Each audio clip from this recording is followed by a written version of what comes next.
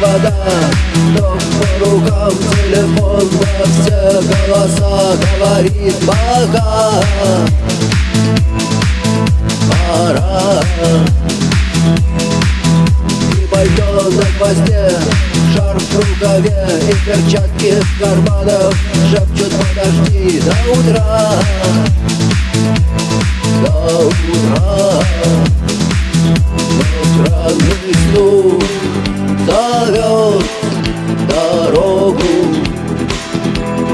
Может сердце, может стук в дверь.